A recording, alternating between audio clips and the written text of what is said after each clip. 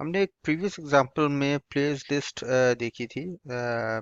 यहाँ पे आपके सामने वो लिस्ट मौजूद है जिसमें 4 प्लेयर्स के नाम मौजूद हैं। अब ये एक छोटी सी एग्जांपल थी, लेकिन जब आप रियल वर्ल्ड एग्जांपल्स से डील करेंगे, एक ज़्यादा प्रैक्टिकल प्रोजेक्ट पे काम करेंगे, तो आप हो सकता है ऐसी लिस्ट भी हैंडल कर रहे हो जिनमें मौजूद आइटम्स की तादाद 4 या 5 से कहीं ज़्यादा हो। आपके पास लिस्ट हो सकती हैं जिनमें 1000 2000 आइटम्स मौजूद हों। और अगर आप किसी ऐसी सिचुएशन में हैं जहाँ पे आपको उस लिस्ट पे मौजूद तमाम आइटम्स पर कोई ऑपरेशन परफॉर्म करना है, या तमाम आइटम्स रिट्रीव करने हैं, अम, तो ये एक काफ़ी मुश्किल अमल हो सकता है अगर आप वो बारी बारी रिट्रीव करें। मिसाल के तौर पर आपको इस लिस्ट में मौजूद आइटम्स को प्रिंट करवाना हो, तो उसका एक तरीका तो ये है कि आप इस तरह की प्रिंट स्टेटमेंट्स लिखें, और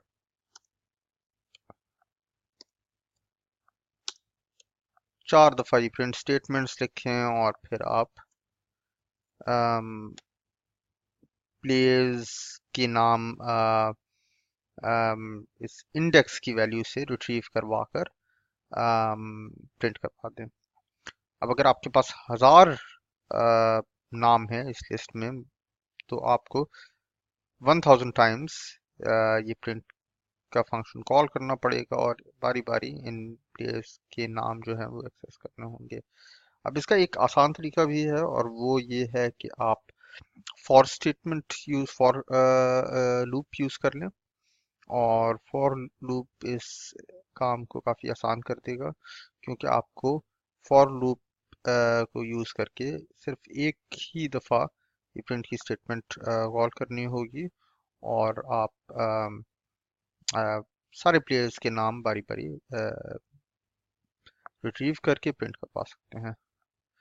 तो उसकी एग्जाम्पल देख लेते हैं। पहली चीज़ तो ये है कि ये ज़ीरो को मैं एक्स से रिप्लेस कर देता हूँ। और ये x क्या है? ये x एक वेरिएबल है जो कि फॉर लूप में आप डिफाइन करवा सकते हैं। तो फॉर लूप स्टार्ट होता है फॉर से।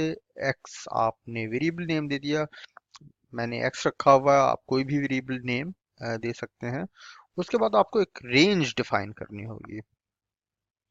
तो रेंज में बेसिकली दो चीज़ें आपको बुनियादी तौर पर मेंशन करनी होती हैं। एक तो ये आपको बताना होता है कि आप ये जो लूप है, इस लूप को आप इस लूप में मौजूद स्टेटमेंट्स को आप कितनी दफ़ा एग्जीक्यूट करवाना चाहेंगे।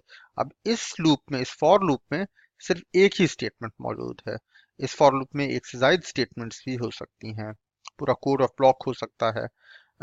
तो ये जो नंबर है ये डिफाइन करेगा कि इस लूप में जो स्टेटमेंट्स मौजूद हैं ये आप कितनी दफ़ा एग्जीक्यूट करवाना चाह रहे हैं। इस वक्त इस लूप में हमने यहाँ पे 10 मेंशन किया, तो 10 का मतलब ये है कि ये जो स्टेटमेंट है प्रिंट की, ये 10 दफ़ा कॉल होगी। और जब भी ये कॉल होगी, x को एक नई वैल्यू असाइन होगी। तो यहाँ पे हमने x डिफाइन किया था, और हर इटरेशन में, हर दफा जब ये स्टेटमेंट एग्जीक्यूट होगी, x की एक नई वैल्यू होगी, और वो हर दफा इंक्रीमेंट होगी। और स्टार्टिंग वैल्यू जो होगी वो होगी 0।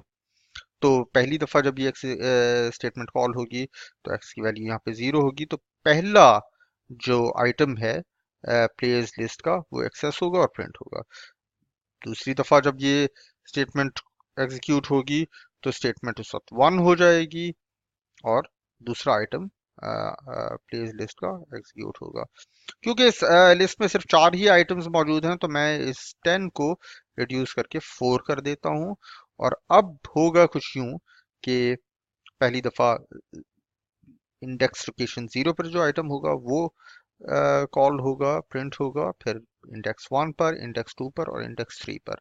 और क्योंकि ये 4 दफ़ा ही ये स्टेटमेंट एग्जीक्यूट होगी, इसलिए इंडेक्स 3 पर जो आइटम मौजूद होगा वो आखिरी आइटम होगा जो कि प्रिंट होगा।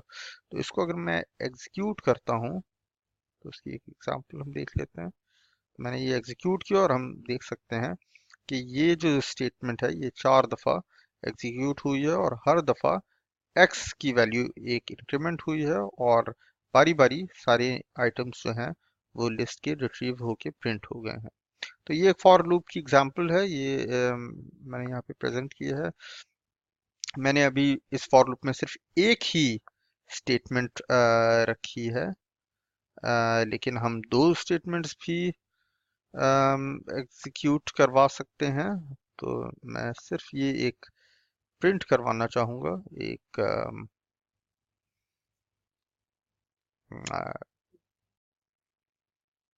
तो मैं इस सेल को रन करूँगा और मैं देखूंगा कि दोनों स्टेटमेंट्स 4 दफ़ा एग्जीक्यूट हुई हैं।